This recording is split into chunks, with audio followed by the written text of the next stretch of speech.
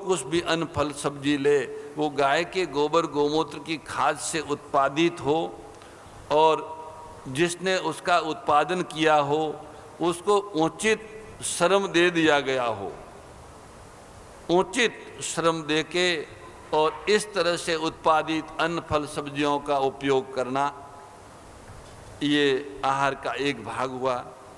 जल की शुद्धि के लिए प्रतिदिन कम से कम किसी भी रूप में 10 ग्राम से लेके 50 ग्राम गोमूत्र पानी के साथ में आप प्रतिदिन ग्रहण कर लें तो आप जो जल पीते हैं उस जल में जो भी विषैला भाग है, जहरीला भाग है, दूषित भाग है, तमस भाग है, रजस भाग है, वो समाप्त हो जाएगा और वो जल शुद्ध पवित्र और रसमय बन जाएगा, यानी आरोग्य देने वाला बन जाएगा। और आप जहाँ रहते हैं, बैठते हैं या सोते हैं, उन घरों में, ऑफिसों में, कक्षों में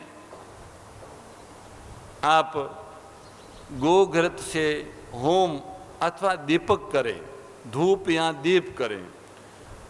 कहते हैं कि कुछ विदेशी वैज्ञानिकों ने इस पर शोध किया है और ये पाया है कि बहुत कम घी से बड़ी मात्रा में जीवनी शक्ति का उत्पादन होता है अग्नि में उसे होमने से अथवा ज्योति में जलाने से।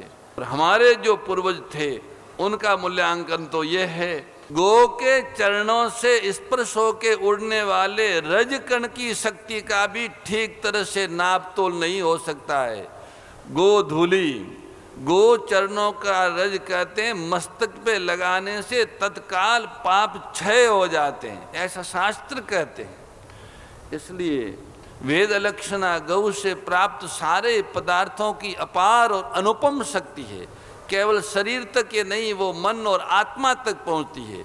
वो शरीर को ही स्वस्थ और पुष्ट नहीं करती, मन बुद्धि और आत्मा को भी स्वस्थ और पुष्ट करती है।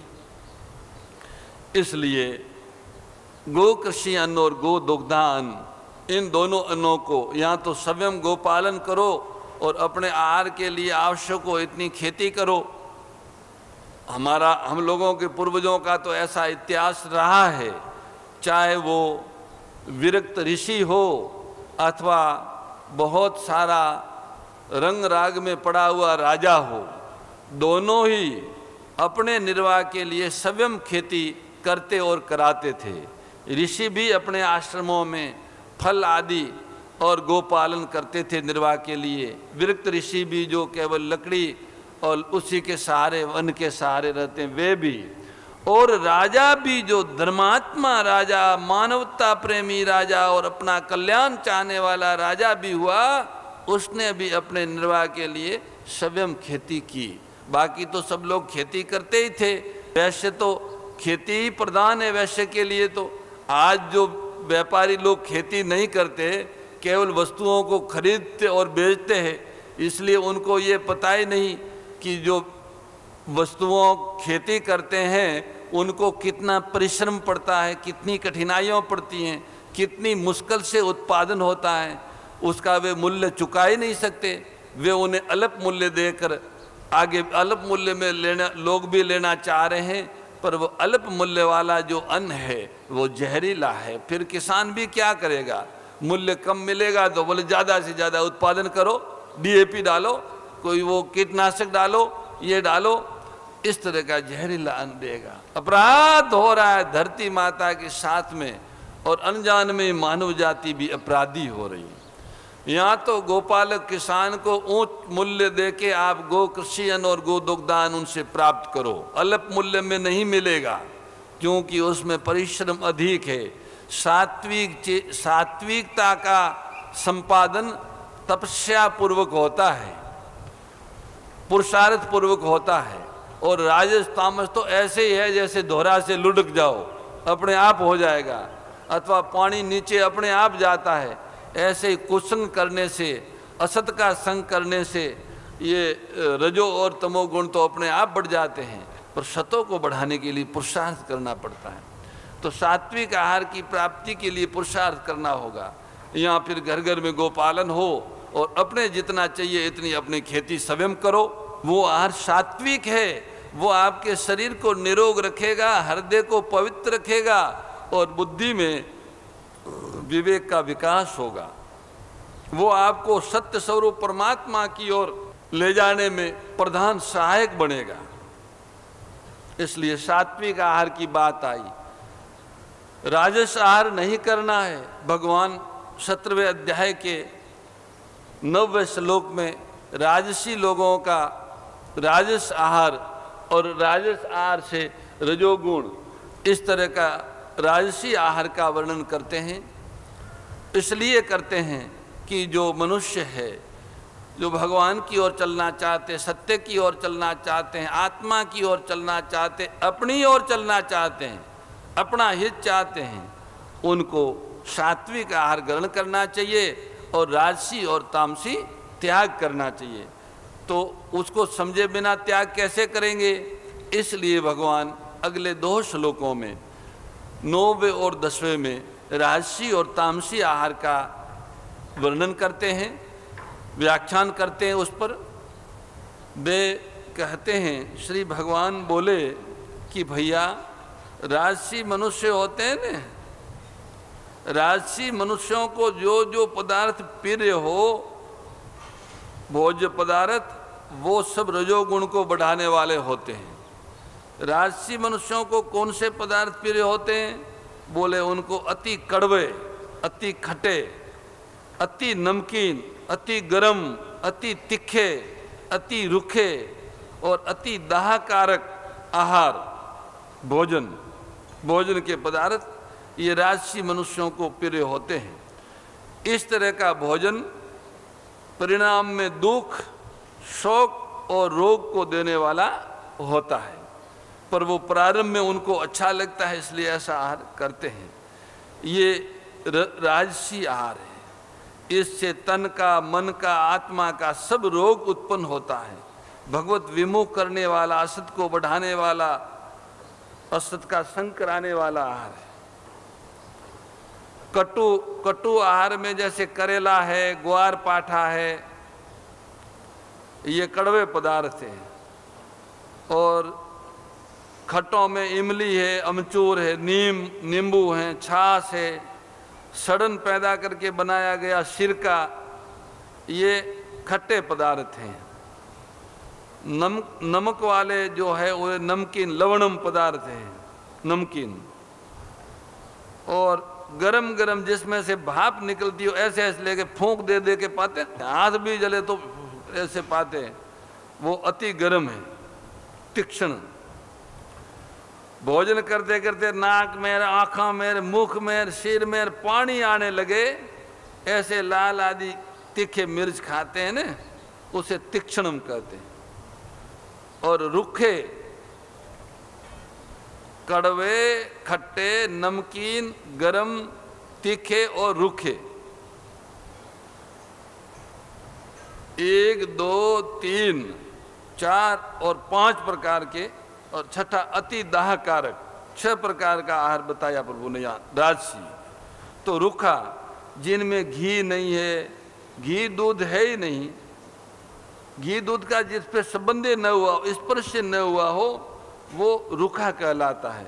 ऐसे भुने हुए चने, सतुआ आदि अधिक रूखे पदार्थ। और वेदाहीन, राई आदि जो दाहकारक पदार्थ है, राई को 2-3 घंटे छाछ में भिगो कर रखा जाए तो उसमें एक खमीर पैदा होता है जो बहुत दाहकारक होता है। इस प्रकार का जो भोजन है, ये राजसी मनुष्यों को प्रिय होता है।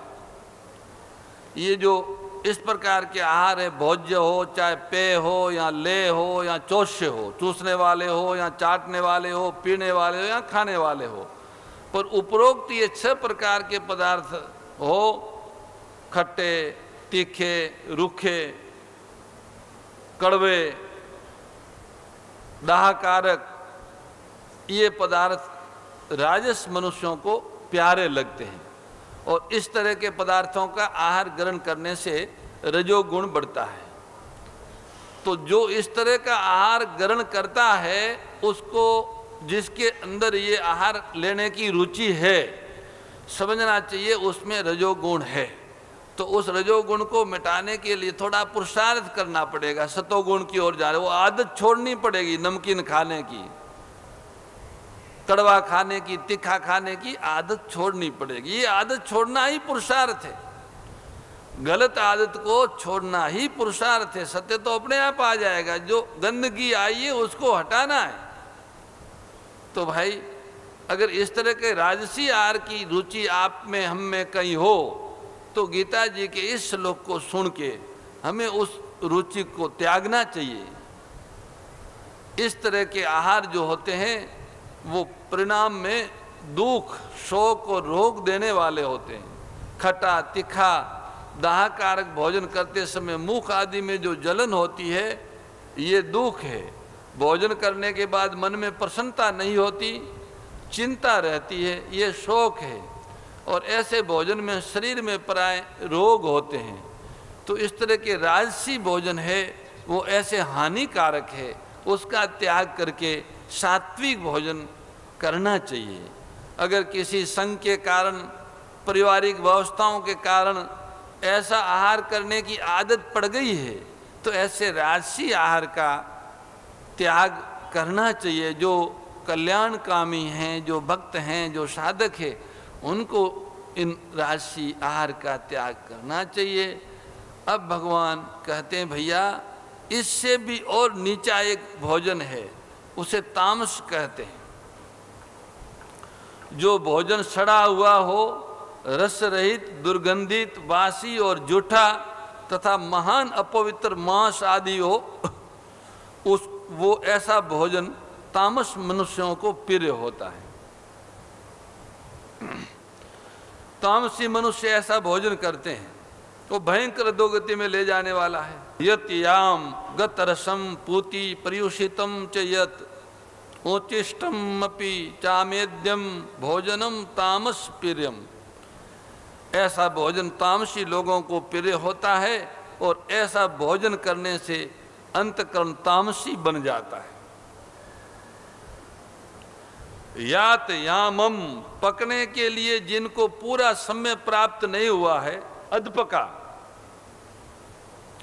ऐसे अधपके या उचित समय से ज्यादा पके हुए अथवा जिनका समय बीत गया है, ऐसे बिना ऋतु के पैदा किए हुए, ऋतु चली जाने पर फ्रिज आदि की सहायता से रखे हुए साग फल आदि भोजन तामस कहलाते हैं।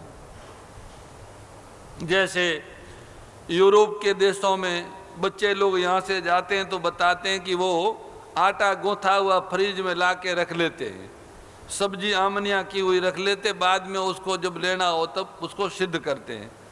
तो वो गूंथा हुआ पानी में रखने से उसमें अपवित्रता आ जाती है, सड़ान प्रारंभ हो जाती है, पर वो खाते, वो तामस में आता है। गत रसम, धूप आदि से जिनका स्वाभाविक रस सूख गया है, मशीन आदि से जिनका सार खींच लिया है, ऐसे दूध और फल। पूती, सड़ने से पैदा की गई मदिरा और स्वाभाविक दुर्गंध वाले प्याज, लहसुन आदि। इससे सिद्ध होता है कि मदिरा पान निंदनीय है, मांसाहार से भी अधिक निंदनीय और पतन करने वाला है। गंगा जी सबको शुद्ध करने वाली है, परंतु यदि गंगा जी में मदिरा का पात्र डाल दिया जाए तो वो शुद्ध नहीं होता। जब मदिरा का पात्र भी जिसमें मदिरा डाली जाती है वो इतना अशुद्ध हो जाता है, तो मदिरा पीने वाला मनुष्य कितना अशुद्ध होता होगा, इसका कोई ठिकाना नहीं है।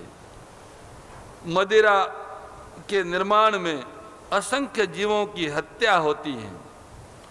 मदिरा पान से होने वाली सबसे भयंकर हानि यह है कि इससे अंतकरण में रहने वाले धर्म के अंकुर नष्ट हो जाते हैं। मनुष्य के भीतर जो धार्मिक भावनाएं रहती है, धर्म की रुचि, संस्कार रहते हैं, उनको मदिरा पान, शराब पान नष्ट कर देता है। इससे मनुष्य महान पापों की ओर चल पड़ता है। ये भयंकर तामस है। पूती, पर्युषितम, जल और नमक मिलाकर बनाए हुए साग, रोटी आदि पदार्थ रात बीतने पर बासी कहलाते। रात भर पड़े रहे, जल और नमक मिला हुआ हो तो फिर दूसरे दिन वो बासी कहलाते हैं। केवल शुद्ध दूध, घी, चीनी आदि से बने हुए अथवा अग्नि पर पकाए हुए पेड़ा, जलेबी, लड्डू आदि जो पदार्थ है, उनमें जब तक विकृति नहीं आती तब तक वे बासी नहीं होते। ज़्यादा समय रहने पर उनमें भी दुर्गंध आदि पैदा होने से वे भी बासी कहे जाते हैं। जिस वर्ण आश्रम के लिए जिन जिन पदार्थों का निषेध है, उस वर्ण आश्रम के लिए उन पदार्थों को निषिद्ध माना गया है। जैसे मसूर, गाजर, शलगम, ये भी अमुक अमुक अवस्था में अमुक अमुक वर्ण आश्रम के लोगों के लिए निषेध माना गया है, तो वो भी तामस भोजन के अंतर्गत आएगा। भोजनम तामस प्रियम, ऊपर जो ये इस तरह का तामसी भोजन है, ये तामसी मनुष्यों को प्रिय लगता है और ये अंतकरण को महातामस बना देता है। भोजनों में सात्विक भोजन अगर रागपूर्वक खाया जाए तो वो राजस हो जाता है। लोलुपतावश खाया जाए जिसमें अजीर्ण आदि हो तो तामस हो जाता है। ऐसे ही भिक्षुक को विधि से प्राप्त भिक्षा आदि में रूखा, सूखा, तीखा और बासी भोजन प्राप्त हो जाए जो कि राजस तामस है, पर वह उसको भगवान के भोग लगाकर भगवान नाम लेते हुए थोड़ी मात्रा में पाएगा तो वो भोजन भाव और त्याग की दृष्टि से सात्विक हो जाएगा। आसुर भाव विनाशिनी नाशिनी तमरजनी, ओ मैया नाशिनी तमरजनी, दैवी सद्गुणदायिनी, दैवी सद्गुणदायिनी, हरि रसिका सजनी। ओम जय भगवद्गीते,